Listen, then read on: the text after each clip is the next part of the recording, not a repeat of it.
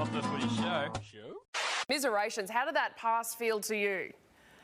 I thought I threw it back. I didn't get to see too much of it, but you get those ones. So disappointing result for us, but that's footy, I guess.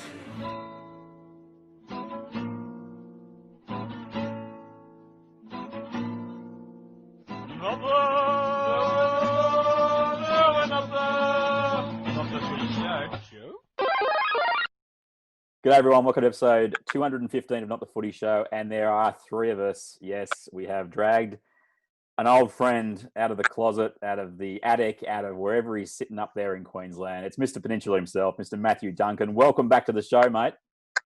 Thank you, Wozniacki. Good to be back, mate. Been a while. The technology's a bit advanced from my last game, but yeah, good to be back. It is, and we've also got Roberto COXSMITH'S, who's been on the road all day. He's down in somewhere, Sea Lake, which I believe is sort of southwest of Sydney by a long way, and not actually near the sea, Mr. Rob Cox. No, it's not, mate. It's Sea Lake, so it's kind of like a lake that's a sea, if you know what I mean. Down about 150 k's south of Mildura. So yeah, 9.5-hour little drive, mate, and I'm camping in a little donga that's around about 5 k's from the Salt Sea Lake thing here. Oh, that was riveting. I'm glad we asked that question about where you were. It's good to have you on the show, mate. Good to have Matty on the show. We're going to get into the review of sort of the last 7 days of Rugby League. You got 2 podcasts last week. You're probably not going to get 2 this time. We're going to wrap up basically a very interesting weekend in Rugby League that went through to yesterday. COXSMITH, you were there at Bankwest for the Saints and Bulldogs. Yep. Oh, just the greatest game of all time, it was hyped as. And after the break, we will delve into the outcome for the two coaches as Dead Pay got a win over Mary McGregor. Not the Footy Show. I'm not scared, if that's the word you're looking for. I'm an optimist. I don't believe you.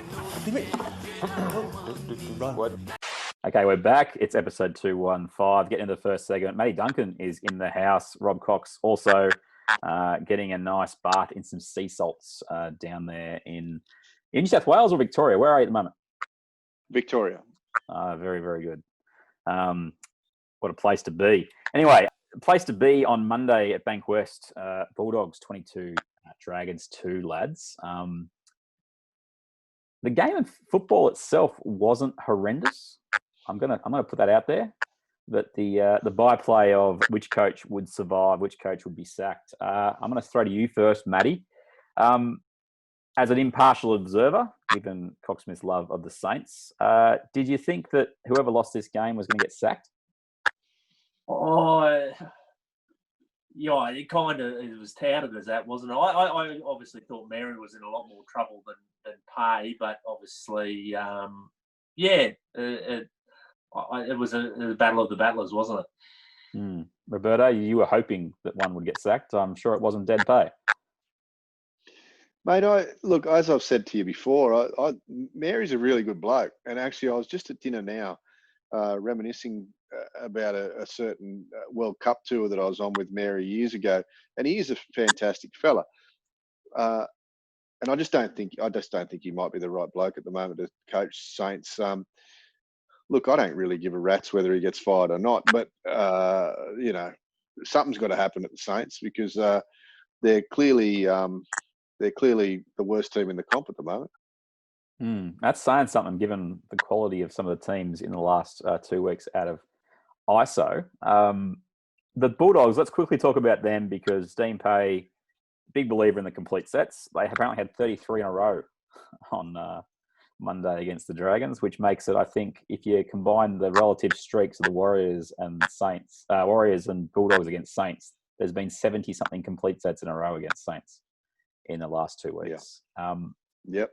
That's, I don't love completions as a stat, but that's a fair effort. That's probably the best thing that the Dragons have done in 2 weeks is help the other team complete. Yeah, well, they've scored 2 points in 2 weeks. They're coming stone motherless last on their own. So, yeah, mate, they're 0-4. You can't go much worse than that, can you? Yeah.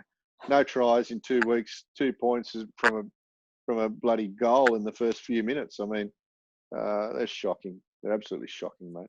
But not shocking enough for Mary to get done at an emergency board meeting today, Matty. The key quote is the first quote that the Dragons put out. I'm going to read it for you. He says, although the board acknowledges the club's performances so far throughout 2020 have been unacceptable, we will continue to support Paul, his staff and team through these tough times.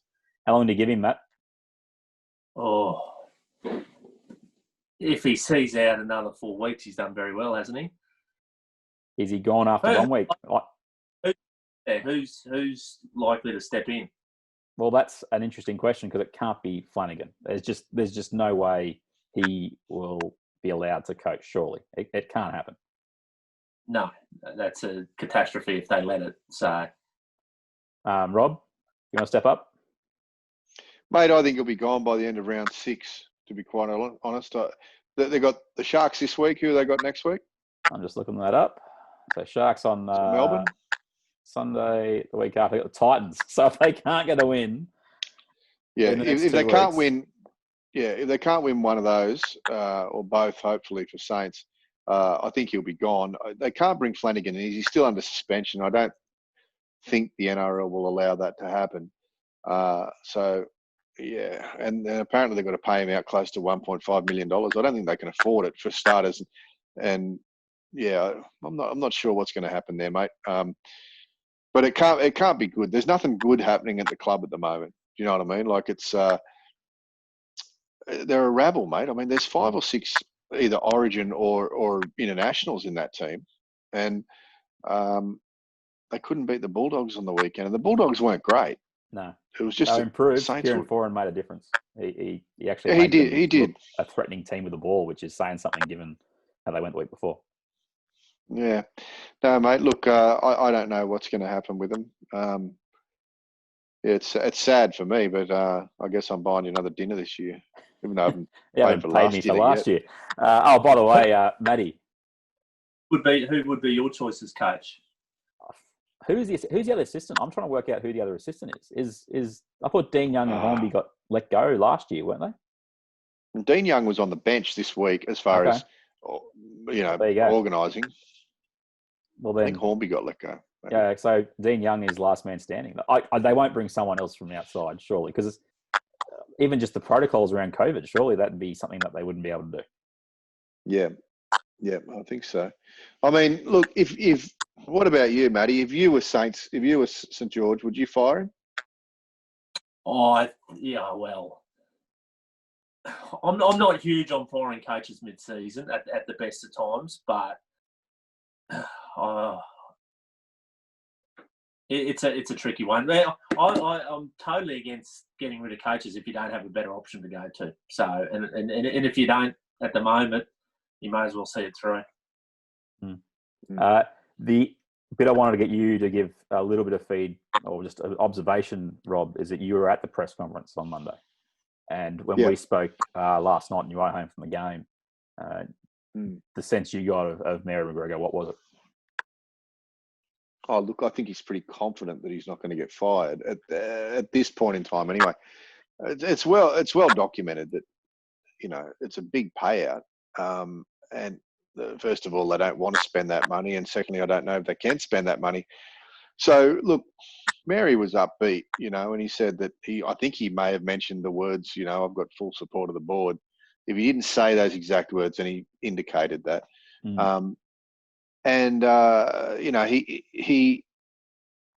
He for what I mean, look, I don't know, but it almost felt like he was resigned. He just said, look, if they want to fire me, then they'll fire me. They'll move me on. And I think, I don't know. You can't plead in that situation. You can't beg and plead for your job. But he also has probably got the comfort of knowing that if they do move him on, they've got to pay him to move him on. So, I'd like to know that someone was going to pay me over $1 million to move on. I'd move on. So, yeah. How many times do you want me to move on? I'll move. You'll move on. You'll move on. The last point on this is since McGregor has taken over, he actually has a winning percentage, according to Rugby League Project, of 46.1%, which isn't horrible, but the core part of that is that he took over midway through 2014. He made the top 8 in 2015, made the second week of the finals 2 years ago, and some pretty ordinary efforts in the weeks after that. So, or the years after that. So that's the thing that's killing him. Even if he sort of stays the execution in the next month, he has to turn this around and get him to the finals. Otherwise, I just can't see them continuing with him next year. Well, hasn't he lost 20 of the last 28 games they've played? Yeah, it's when I say he, I mean, hasn't he coached them to loss? Yeah, there's not many wins. I think they started last year. So they won their last win was on the 7th of September last year, and then the 10th of August, and then we have to go back to June 28th. So they've won 2 games in a year, in just about a year.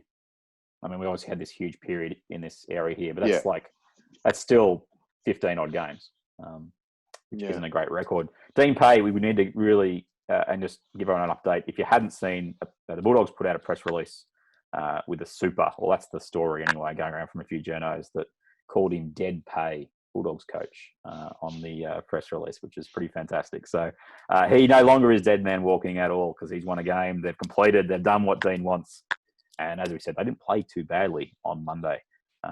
And they get off the bottom of the ladder. Other games across the weekend, lads.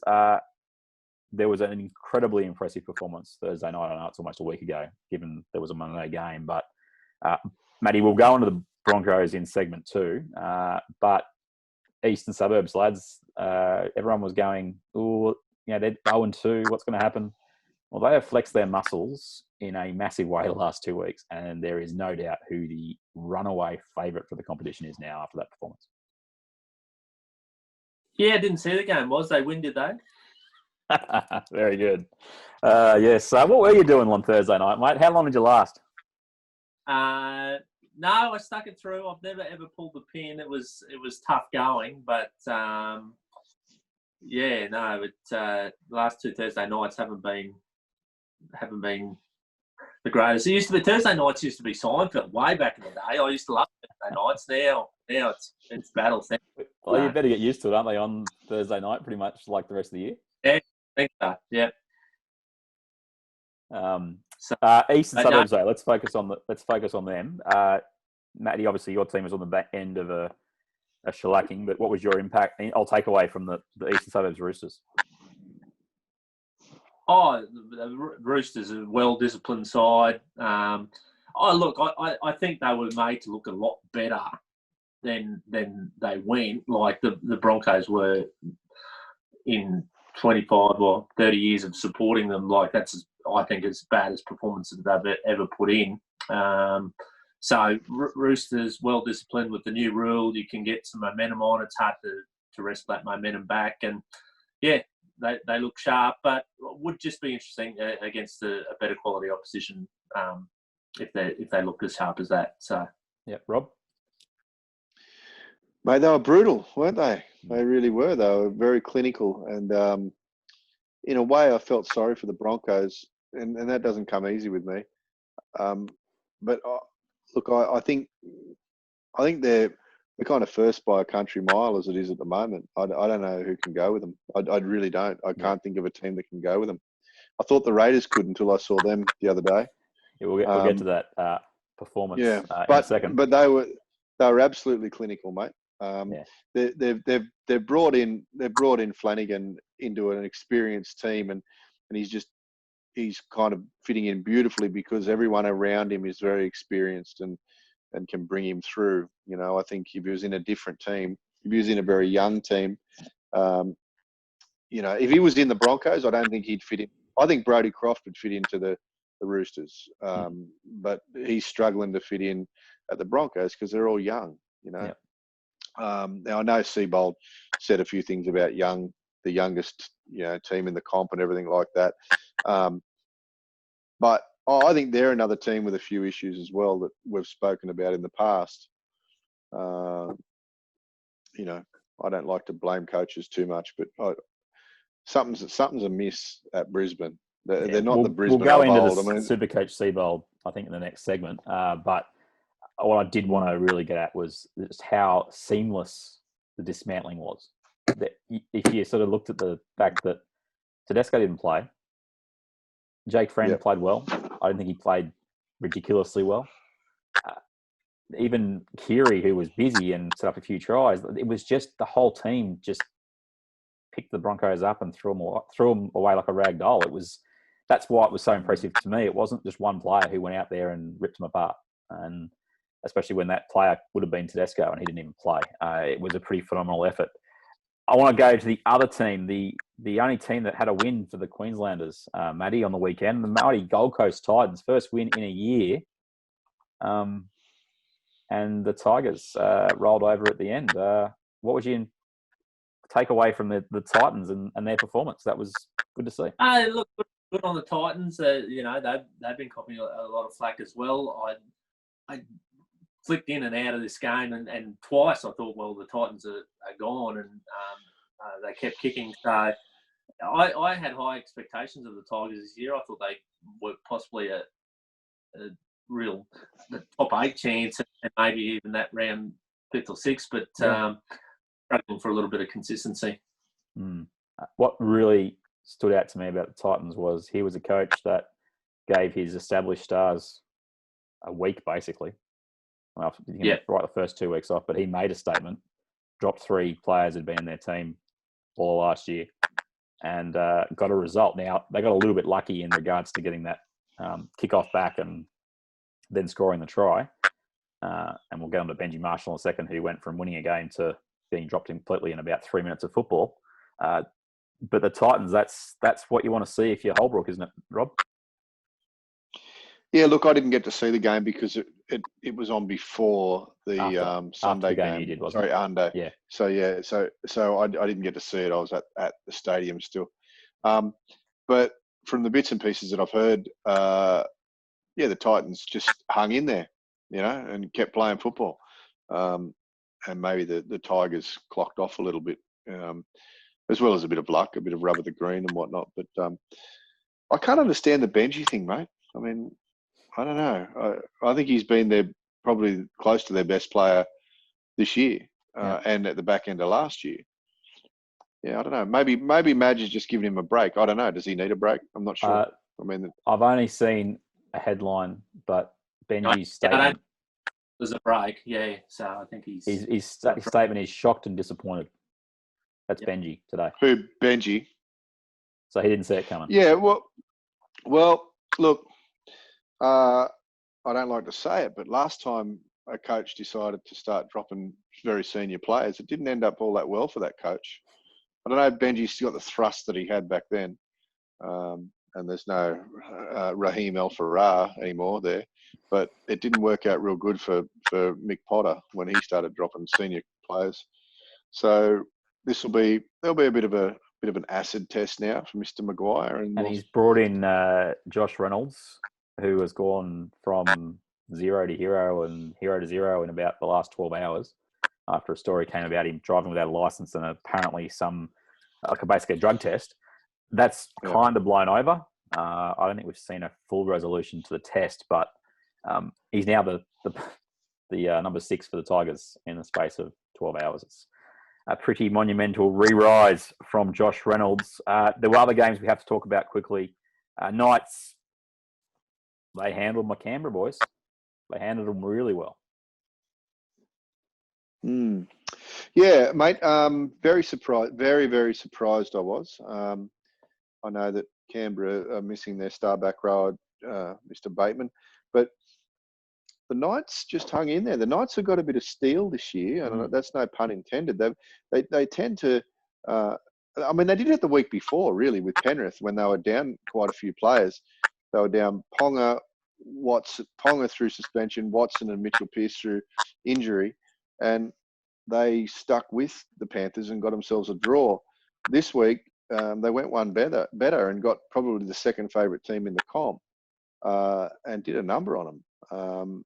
I didn't think I'd see the Raiders get beaten like that this year, and I did remember sending you a message saying, "Are they gone?" I mean, what is this? It was really weird for me to see. I know that there are hiccups, ups and downs throughout a year with any NRL team, but I can't imagine Ricky would have been too happy seeing that. In saying that, I think the Knights will be a top 8 team. I do think that O'Brien has given them some real, steel and some real backbone in their defence and attack. They're going well. What do you think, Matty? Yeah, I think the Knights are an exciting team. Obviously, what we've seen with Ponga, I wouldn't put it on. I think coming out of ISO, I think some of these form lines and some of these results, we'll look back and it'll. I think a bit of the form line at the moment is pretty questionable. So, yeah, Ponga just phenomenal in this game. Canberra got Ponga-ed. If you want to really boil it down to one thing, when those moments were there, his class stood out, and Canberra weren't good enough to hold him back. The other big game of the weekend, and it had a incident in that, in which the NRL are probably glad we had the McGregor story and the Reynolds story happen in the last 24 hours, and that's that ending to Manly versus Parra-Manly. I didn't see any of this game. I've only caught the highlights and the incident at the end. It's called a forward pass. Warrick still got 30 metres to run. The play is called dead. He goes through Gutherson, scores a try, and everyone's claiming that Manly robbed a victory. What's your view, boys? Not so much on the forward pass, but the whole thing that Warrick is a certainty to score. What do you make of that? Well, I think he scored. He I scored. think try. Yeah. Try? I don't think the Parra players had realised that it was being called back. So he would have scored. They would have won. But look, it's one of these. If we want the one referee, we want decisions in real time. This is what you're going to get. And I'm not, like someone said, how many players make a mistake? How many mistakes did each player make during the game? Like, the referees are going to make a mistake. They're humans. That's the nature of the beast. And you play on. It's going to go your way some weeks, and some weeks it won't. Yeah, the big thing out of this is more the timing. Like, that pass happens in the first 5 minutes. We don't even talk about it. Never gets mentioned again. No. Yeah. I don't think it was a forward pass. I think the pass was completely fine. I mean, the pass went. But regardless, we want the refs to make a call on the spot, and that's what they did. They're going to get some wrong. Yeah, unfortunate timing. I still think, and look, I know that Woz had a photograph of Dylan Walker dropping the ball over the line when he scored. The video shows that as well. His hand falls off the ball. Yeah, if you take that away, then I guess it works out even, if so to speak. But I still think that it was a try. I think Warrick's try was a try. I think he would have scored. Parramatta was still defending. They didn't know that it was a forward pass or realised or it hadn't been ruled. Look, I guess like you said, I think you brought it up. Tommy Turbo had a really good attitude about it. Very, very mature, and said, "That's footy. Sometimes you get it, sometimes you don't." That opens the show. This podcast is his reaction to Fox. Those things happen. Those calls happen. I'm disappointed, but that's right after the game. It's not, next day being interviewed. It's right after the game saying, well, yep, next week rolls on. Anything else stand out from the weekend for you boys? Sharks got their first win over the Cowboys. Panthers won again. And the Warriors, they looked pretty ordinary, I thought, against Penrith. Yeah, I think, mate, I watched that Cowboys game, and I think I might have sent you some comments. Geez, the Cowboys can be bad when they want to. Geez, they can be bad. I still think it's a tough place to go to up there to win, but I don't know. I've just felt that the Cowboys found a lot of ways to lose that game. I was really disappointed with that. Okay. I mean, the Sharks won. They can be a gritty, tough team, but they're hot and cold. I can't see them making the 8 this year. I know that it's early for form, but it's, from what I've seen so far in 4 rounds, frustrating. Both those teams are frustrating to watch. Yeah. Anything else from the round, Matty, before we get to the Broncos? No, mate. No, I was very disillusioned with league after Thursday night. So, Well, no, I'm back this. Let us really get into the depth of that depression after the break here. Not the footy show. Not the footy show. Okay. All right. Let me just get comfortable here. I don't know this room, by the way, guys. I don't know if you can see it. It's kind of like it's not the greatest. It's a little room. Where's art? I love motel art. There'd be a painting up somewhere, wouldn't there? Art. Let's have a look. There's the Mortine. There's Mortine. There's a telescope. When do you ever see that? It's got to be. It's if you want to. It's if you got swingers next door and you can spy on what they're doing. I'm not sure. No, there's no art, mate. There's no art. Look, is that art? No, the art I think is the telescope. I think that's the yeah. They've sprung for that. That's outstanding. You have to get that a go at some stage over the next couple of nights. If there was anything to look at, I would. But okay, we're back. It's episode 215. I've got Matty Duncan on the line, Robb Cox from the middle of nowhere, and myself, Warrick Nicolson. And it's time to talk about those Brisbane Broncos, Matty. I know you've been just dying to let the emotions run free. You know the question that's coming. Broncos in 2020. Is it a massive fall from grace, or is this just the new normal for the fabled Brisbane Broncos franchise? Yeah, it's interesting times. And look, to be honest, the whole last couple of years has been interesting. The Bennett to Seibold, and then Seibold's last year was just a little bit of a disaster. It's interesting that the year started pre the COVID break. Things look very positive. Look, not the greatest form lines of all time, but there was some signs there you thought, oh well, we're gonna have a good year, and reports out of training leading into that first game against Parra-Manly that the talk was positive. And look, I'll be. I thought the effort against Parramatta, I thought the scoreline got away from them, but there was a there where they defended as good as you'd expect from a side like that and I thought, oh well, they've just knocked up a bit late. New rule. I expected a much better. I didn't think we could beat the Roosters, but I certainly thought we'd probably match them, and maybe the game would get away from us at the 6-minute mark. But it was the 6-minute mark that it was all over. Yeah, look, there's a lot of over Seibold from all parts. Gordy Tellis loves chiming in with whenever like become a. But it's interesting times. I know Seibold used about team and an inexperienced team. I think the part that does get looked over because of injuries, constant moving of positions. I think defensively, no communication. The players don't know each other well, and that's where they're getting exploited. It's funny, even just the comment there about the players not knowing each other well. It's a minor thing, but at halftime, you find it interesting that Seibold separates. I think it's the forwards and the backs. Look, I find a lot of things Seibold does interesting. And look, I don't know, and seem bizarre. You look, it's strange. And I know you're going to get to it, but the Broncos have made the call that as of next year, and this is to do with the Broncos, with Redcliffe lining up with the Warrick, the Broncos have that one team model for reserve grade, whereas since their last premiership in 2006, their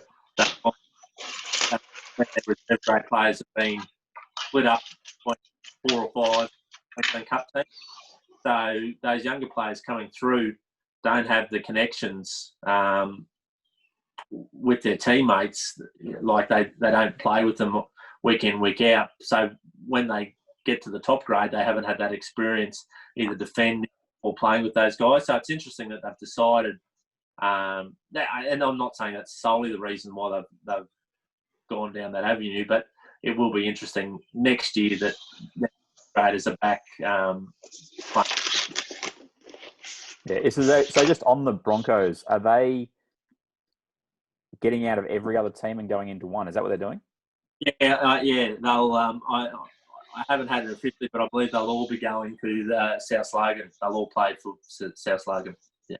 Interesting. But yeah, it's a very good point you make around that, especially when you're bringing so many young blokes in, because all those players would have been amongst those. Was it 4 teams they were part of in the last few years? Yeah. So a couple would come to Redcliffe, a couple would go to Wynnum. There's a few at North, and there's also a few that'll go up to the Capras as well. So, and in saying that, there has been such a mass turnover of that Broncos roster, and even that depth of that roster that accentuates when really all the young blokes in their squad, how much reserve grade they played, let alone first grade together. Got some kids that are straight out of 18s, not even. We're playing under 18s in Queensland Cup competition. So we get to Seibold, and I guess the decision for him to reshape the roster like he wants it, I guess they're going down the road of impact forwards. And look, you signed Payne Haas away from the Titans a few years ago, which is a fair effort. Was Fafita also supposedly a Titans system?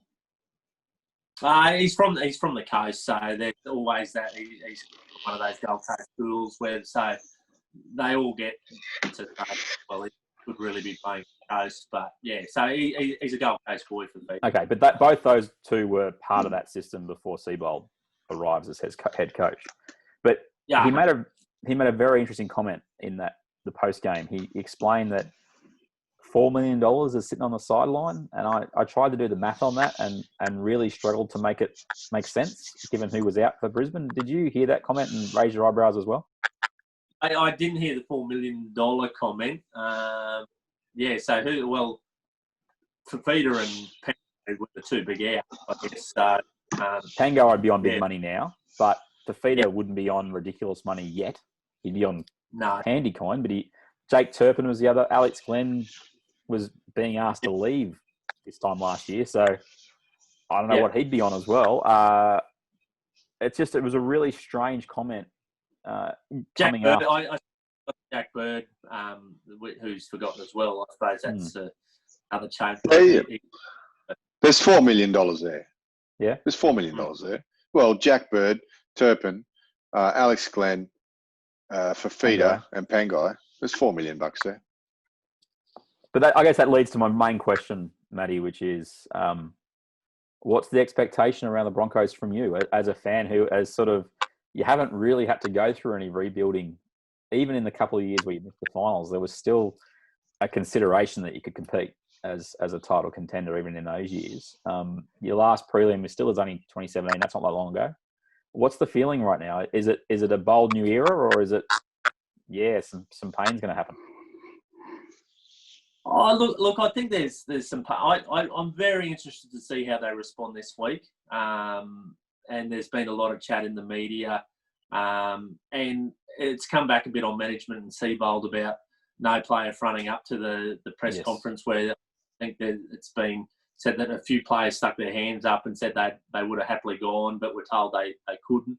So look, and you've got, anytime there's some losses, the Broncos old boys ran a quote in the media up here, and they've been cancelled. So how they respond this week, I think, will be a big indication on the ticker of this current Broncos squad and where they stand, whether it's we're in full rebuild or look, there might be signs of life. What about yourself? What do you think is what's the potential of this group? I think Tom Dearden, and I've declared a few players up here. I think Tom Dearden could be the next superstar to come out of, and I mean absolute superstar halfback to come out of Queensland. I know the Broncos Seibold wanted to get him playing first grade last year, and he had the injury, and I think there was concerns over his body being ready, so they wanted to give him a full season in Queensland Cup this year. Obviously, COVID had issues there. I think they just wanted him to have a full season. leading around senior players, and then his body be ready for 2021. But whether they rushing back in now or just see where they're at, I don't know. Xavier Coates, who's getting a run, is another one that was in the same position that's been like being talked as the next Greg Inglis or a similar. Again, was the Broncos thought, well, he's a year off. We're going to give him. He's going to spend the year at Redcliffe. He's another one. So it's just where those players and where they develop. I think it hinges on them. So yeah, but look, if you get all that forward pack back, it's on their day. They're very scary, but without a few of those key forwards, the Roosters just toyed with them, and I guess that'll happen. So, Rod, what's your feeling in regards to, I guess, Seibold's public persona around how he's dealing with all these losses? Rob, do you drink the Kool-Aid? No, I think Seibold's panicking, mate. I don't know if he's got much answer, to be honest with you. Look, on paper, the Broncos have got a young team that I think almost any coach in the NRL would want. They're very good. They're a little bit weak in some areas, but they're very. I mean, they've probably got the best young forward pack in the comp on paper, and for bits and pieces that they've done. There's a few. The one major drama is that there's a lot of young players there with not a lot of leadership at the moment, with Alex Glenn not there. I know they're getting Glenn back soon, and Tio will make a difference to that. There's not a lot of leadership, in the team at the moment on the field. They do have it in the squad. I don't know. I feel I've always felt that they lack a little bit in the halves. Now Brodie Croft is there. And like Matty just said, there's Dearden is to come back. I think Matty's disappeared. He'll be back. Matty was looking for some positives and didn't hear any, so I think he's just hung up. Matty's just gone, you know what, Coxie, he gets stuffed. No, I think that there are a couple of issues there, and I don't know if the coach is the least of them, to be honest. I'm not sure he knows what's happening. I'm not sure. I mean, I know he's done all of these university degrees and whatnot in coaching. But, like Mike Tyson once famously said, didn't he? Everyone can have a plan until they get punched in the face. And then all plans go out the window. And I think that's like losing a few games that you shouldn't lose. The plan goes out the window. So there's a few dramas there, mate. Matty's just hung up. Matty can't deal with it anymore. So Matty's drinking a beer or something. He's gone, you know what? These two. I'll bring him back in, and we won't lose a step. But he did mention the players not fronting up to the presser afterwards. Interestingly enough, Trad McLean, who was the Brisbane Broncos media manager, is no longer there. No, that's right. That filtered through across COVID's ISO period, and that suggests to me that theorising here, but someone didn't want the players talking rather than it being a media management issue in regards to players putting their hands up or not. That was I'm not sure that would have happened if Trad was there. I think Trad would have done his point. Trad was very, very much a pro, and always made sure that the players were there when needed. Do you want to bring Matty back in? Do you want to give I'm doing my best. What we'll do is we'll take a break here at the Footy Show. If we get him back, we get him back. Otherwise, you might be stuck with us to numbskulls for the end of the show. Not the Footy Show. Anyway, basically what we wrapped up, buddy, in terms of the Broncos conversation, we just talked about... That's a nice photo. Look at that one. I think I'll just leave that on the screen and just talk. I think that's better than looking at you with your headphones on. 100%. Okay, it's episode 215. We're bringing this bad boy home. Matty Duncan is back. He has done the rookie Zoom error of having it on an iPad that wasn't plugged in. Welcome back, no, mate. It was plugged in. It was just too powerful. I actually think Seibold shut me down. He's got his Harvard mates to hack into your system. Is that right? The Harvard hackers got me. Nice. Mate, thanks for giving some honesty about what it feels like. Tommy Dearden, though, is the little nugget in all that, everybody. It is his team in the future, according to our man up there in Queensland, Matthew Duncan. We wanted to get on to a review that we have had. I mean, this doesn't happen often here on the footy. It happened a lot in the past. And I think even COXSMITH'S ran a competition that he never followed through on in regards to the best reviews. How are those socks going? COXSMITH, are you wearing them much? Is your son? Yeah, pair of. I've actually got a pair of Blake Austin socks and also some tape off of Matt McKilrick's head.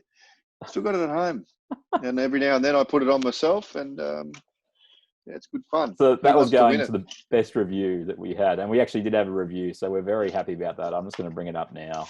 It comes from Jacko, 1512. On Friday, he said, "Great insight, 5 stars," and we could stop right there, and I'd be very happy. There you go. This is in response to our midweek show last week. He said, "Enjoyed this show. The behind-the-scenes discussion on NRL digital rights was great. The average league punter doesn't hear about these types of items from an independent source. Would like more of it. Go easy on the Titans. Hey." So we looked after you with the Titans, Jacko. They got a win. Matty, I'm not going to put you on the spot. You may or may not have listened to the episode last week. But we have occasionally just given the background of both Rob and I some insight into this kind of stuff. What was your take on the whole Channel 9, just from the news that came out, buddy, that they're after the streaming rights? I read a little bit about. I think it was you on Twitter. Yeah, no, that's interesting. I echo what Jacko 1512 said. That was very interesting. So I love the fact that you've just admitted that you are Jacko 1512, and that's the way you got on the podcast this week. So well done. One of your best. 5 stars. If you want to give us a rating. No, where's the other bloke you always used to give us? Turtle. Who is? So I've got to ask you this, because you know who Turtle is, don't you? No, I don't know the Turtle. He loves Redcliffe, but we've got no idea who the Turtle is. I thought it might be Turtle Canescu at one point, but I don't know. The Turtle loves me and Redcliffe. I don't know who he is, but if the Turtle's listening, yeah, Turtle Wilson. G'day, Turtle. Thank you, sir. Yeah, Turtle Wilson. All good. We're speaking of reviews. Rob Cox, you sent me a photo of a supremely well cooked, as in not well done, but just well cooked steak tonight.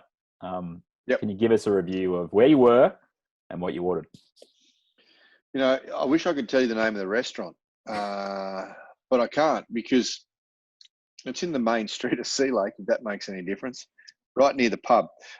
Good steak, mate. Surf and turf Scotch fillet. Lovely stuff. If I could tell you the name of it, I would. But like I said, I just walked in there. I followed the crew in that I was. I'm here to shoot something with, and yeah, don't remember the name. Sorry, but great steak, really good steak, and pretty nice red wine too. A little bit of Merlot. Yeah, it's interesting. Was it the Duke? The Duke restaurant? The Duke? Was that it? It might have been the Duke. What's the name of them? Are you Googling at the moment, are you, Matty? I know. I'm a Sea Lake historian. Yes. Okay. It could have been called the Duke. The Duke restaurant, as far as the J goes, 74 Best Street. Yeah. You know, that's probably it. And if it's not, we'll give them a wrap anyway. Duke restaurant, great job. Matty's back. He's back. I'm back. Mate. So speaking of historians, I also got another message via Facebook from a Tony Solway, and he sent me a link.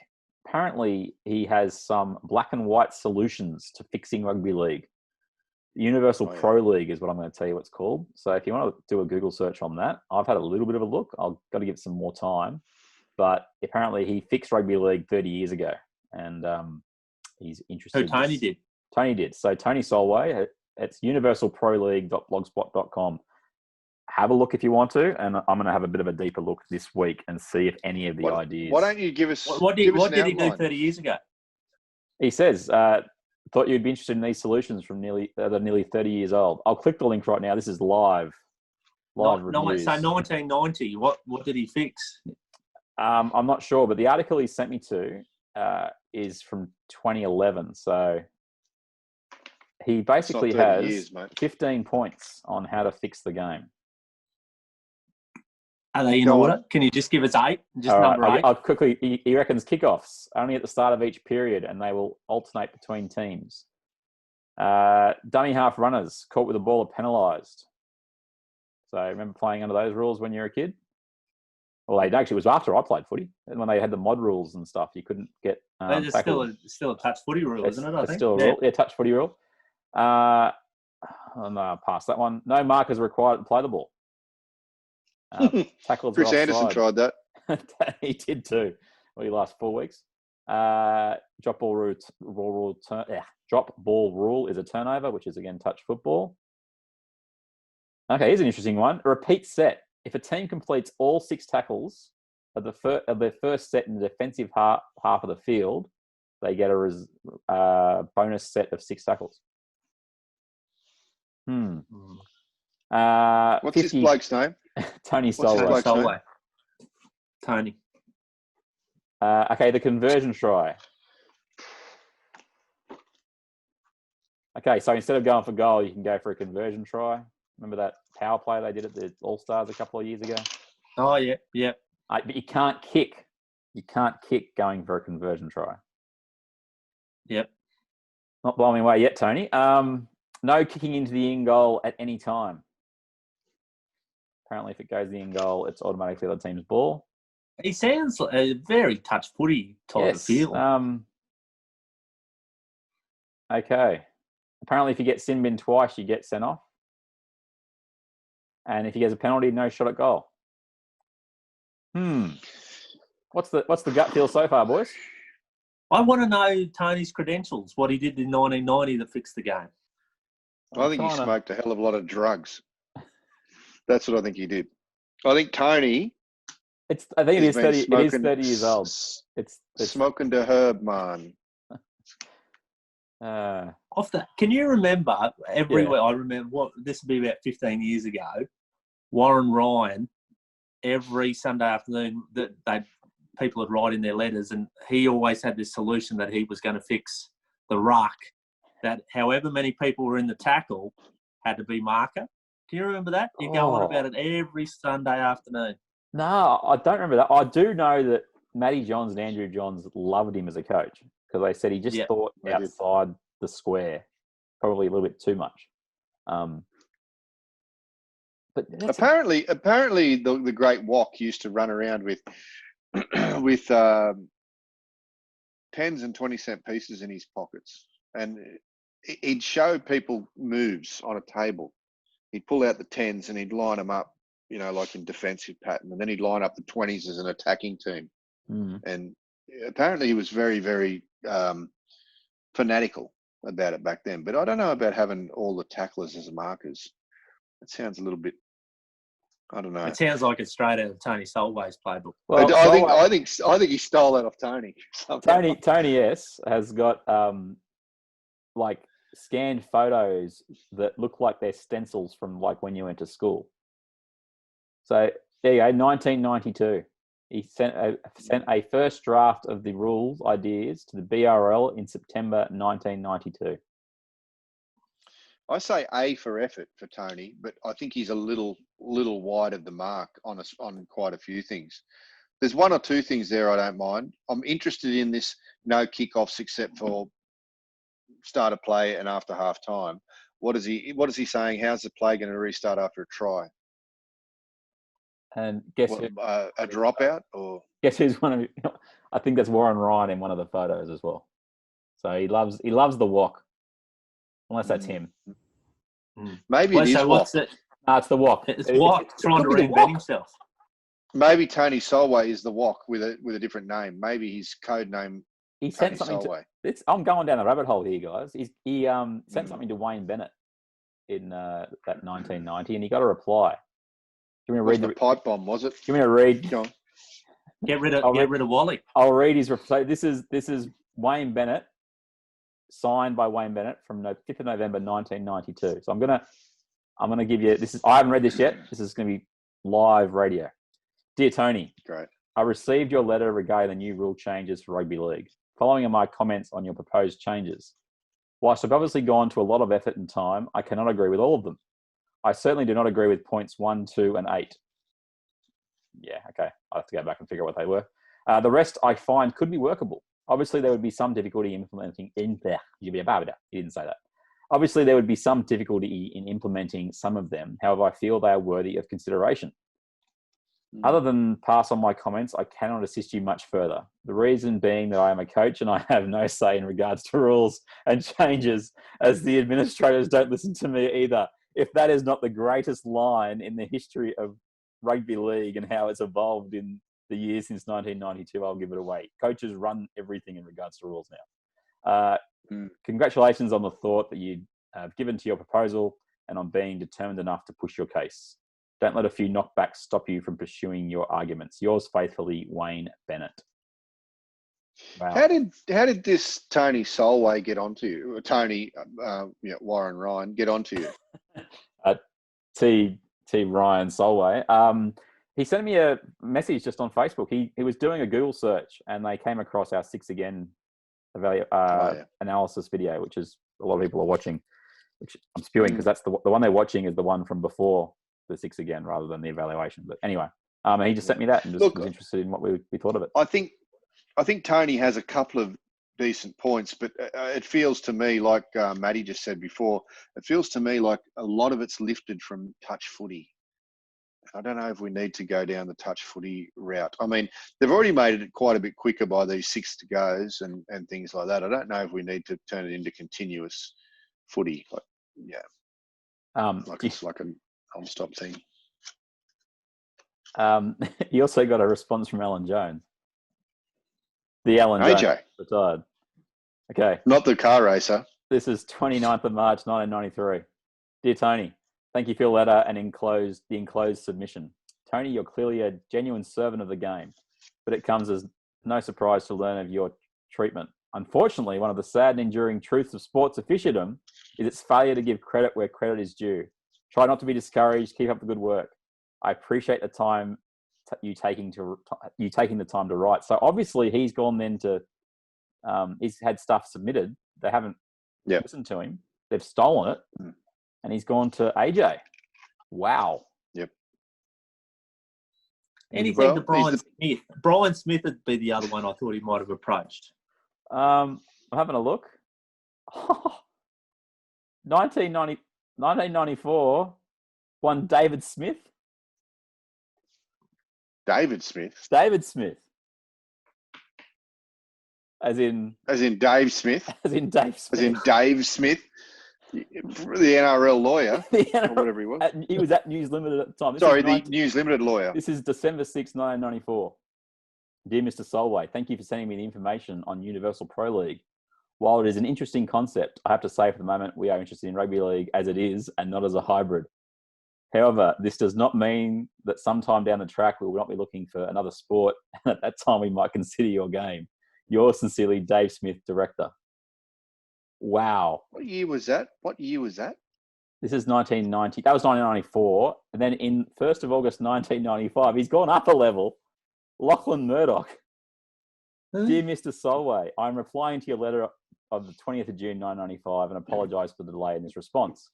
As you will be aware, I have been very, very busy with the rugby league in Australia and abroad.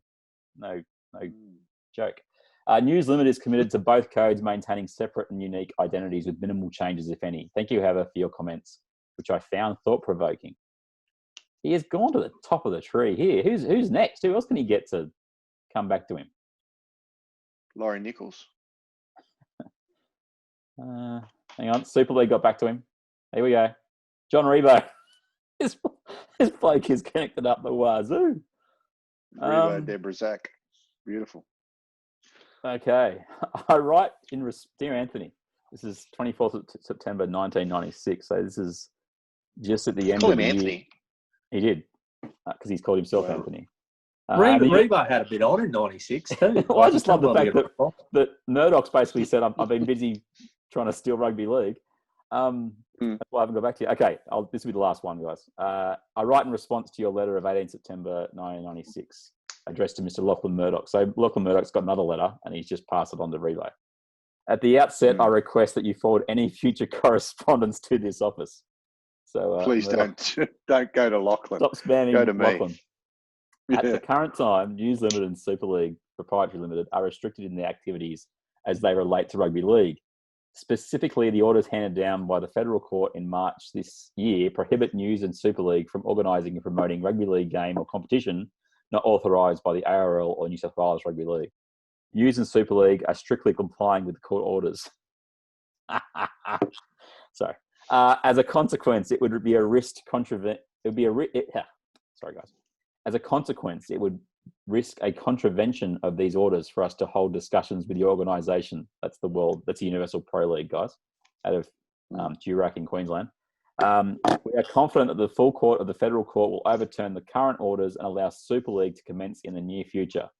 At that time, we will be given a position to implement many new ideas, some of which have already been used with great success in the Euro competition this year. We are grateful for your support, but are unable to agree to your request. John Rebo.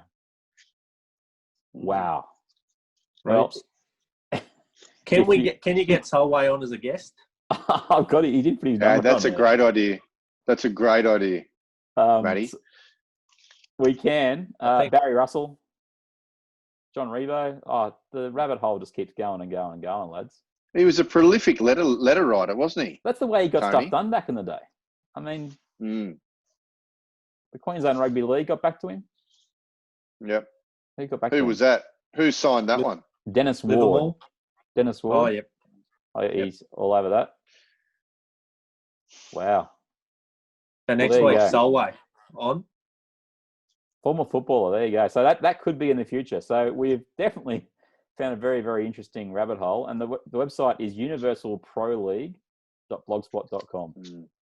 Do we know if Solway knows how to Zoom? Mate, the Universal Pro League, they know how to do everything, mate. They were ahead of the game 30 years ago. So, Let's get him on. Let's Yeah, get I'll him get on him and on. ask him some hard-hitting questions. nice. Well, The Q&A with Solway. Ryan, Solway, Smith, whoever it is. Interesting. Thank you, Tony. People will check that website out and they will see you had some serious pull with those letters, mate. Interesting part about all that is that I think I've told you, Matty, this. I'm not sure if I've told you, Rob, but I did have an idea Ian back Bell in the story? day. Oh, well, I've told that story a few times. Okay. It was February 2nd, We've all heard the 1990. Ian Bell No, story. it was 2007, actually. Greatest moment of his life. It was. Honestly, if you haven't heard the story. I know. I've heard it. Ian Bell, bowling to Ian Bell in the nets. I know it all. I've heard it Took all. one ball. Anyway, Ian Bunny Bell. Ian Bunny Bell, thank you. I was just going to say, the other part of it was Wayne Bennett rang me up out of the blue one day in regards to a draft idea that I'd put forward to the guy who is now the head of Fox Sports, who did some of the books for Wayne Bennett. I'll tell that story another time. Maybe when Solway gets on, I can share those corresponding stories with the great Share man. letters. That was a weird phone call to take. Hello, this is Wayne Bennett. And then I was like, you want to say, yeah, go on, yeah. I didn't quite say that. But anyway, that draft idea, it's going about as well as the Universal Pro League. Anywho, NRLW is back at the end of the year, lads. There's 4 teams. They'll get their full season in by the looks of things. The big question that I wanted to end this podcast with is, crowds are coming back, lads.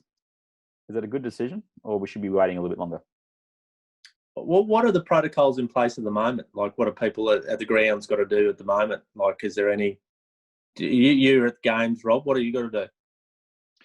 Mate, so there's 2 different zones at the footy at the moment. Just so you know, there's a clean zone, which means you go onto the field, and then you've got the venue zone, which is just in the grandstands. When you go into the clean zone, you've got to go in through a temperature check.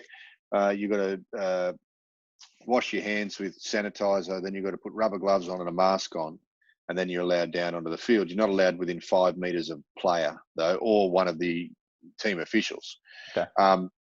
So then if you're in the venue zone, you go in, temperature check, sanitize hands, no gloves, no masks, but there's nobody in the stands, so you kind of move around. I am interested when you say there's fans back, you mean as in this week there are corporates correct? 50 Well, in a they're box. opening the suites, I think, Yep. is the plan. I don't know how they're going about picking and all the rest of it, but the reason that I related to the NRLW is that they've already got fans buying tickets in New Zealand to see the Super Rugby New Zealand. Well, New Zealand's open, mate. New Zealand, all They're all clear. bets are off. Yeah, they're good. They're 0 cases, 0 active cases in the country right now. They've beat it as far as the people that are there right now are concerned. They've beat it. So Super Rugby starts this week. Unlimited crowds. There'll be 25,000 there. So I guess what I'm asking is, does that mean that the moment that we get to that period where there's no cases for X amount of days, are the crowds flooding back en masse, or are they going to take it softly? Oh, well, I'll tell you what I think. I think that we're going to limit it. I think that when we get to 0 cases, I still think there'll be probably a 2 to 4 weeks of grace where they socially distance you still in the ground, and they might limit it to 5,000 people in the ground. But sooner or later, it'll be an open slather. It'll be, a free for all. If there's no cases before we reopen tourism, if there's no cases, there's no cases. I mean, it is what it is, right? I would have thought. But yeah, what do you think, Matty? I think it's just going to come back open slather after an initial grace period. Oh yeah, I think they'll ease for a couple of rounds, but then I think we'll go whole hog. Yeah, for sure. Nice. Yeah. Well, that's the podcast, lads. Half an hour. That was ambitious from me, wasn't it? We've ended up going for about an hour. But you spoke about Tony Solway for an hour. Yeah, we've none of us knew where that was going. Let's be honest. Yeah, Warrick. Well, I think Warrick you had Solway. a plan. I think you and Solway had a plan. A business plan together. That's what they got. Yeah. UPL. That's where I'm working now, the Universal Pro League, lads, out of Durack. Where is Durack, Matty? Yeah, that's Queensland, western, southwestern suburbs. Queensland, yeah. It's in Brisbane, is it? Yeah. Yep. Southwest. I tell you who would be the great person to head up the Universal Pro League, Supercoach Seibold. I mean, get him come with his ideas from Harvard with the Universal Pro League and the synergy, the leadership, what other words are used? Harvard Pro League. Matty, where can people get you on Twitter, mate? Mr. Peninsula or at _ Tony Selway. Anthony or Tony? Tony on Twitter, Okay. Anthony on Facebook. Okay, good. And Rob, where are you, mate? At TonySolway. No, at Rob Cox with 2 B's. I'm at Universal Pro League, and we will speak to you next time on Not The Footy Show, facebook.com/NRL podcast. Love a review. Great to have Matty Duncan back on the show. Thanks for being back on, mate. I am loving the current angle that you are showing us. I could see the fans before, but now I got the light bright. Now you get the full fans. Yeah, you wanted fans back? Here are the fans. Mate, we cannot wait to have Tony Solway on the show, and we will speak to you next week. I want him back. I want him on. Yeah, and we'll get you on the show much more often this year, buddy. Good to chat to you as always. Thanks very much, gents. We'll speak to you next time on Not The Footy Show. Take it away, Rob. See you, boys. Good to see you, Matt. Best damn 3-way I've had in ages, mate. Yeah. I'll talk to you blokes later. Let's celebrate with A. Rob? What's that? Let's celebrate with A. Oh, thank you. Not The Footy Show. Poor bugger. You know what, though? He did really well. He hit his second head really well. He did very good with that. Let's go again, the podcast for sure. Anyway. I'm joking. He seems like a nice guy. I don't believe you. What? It's people's escape, it's people's relaxation, and we need to do everything in order to continue that great tradition of Not The Footy Show. Pepsi.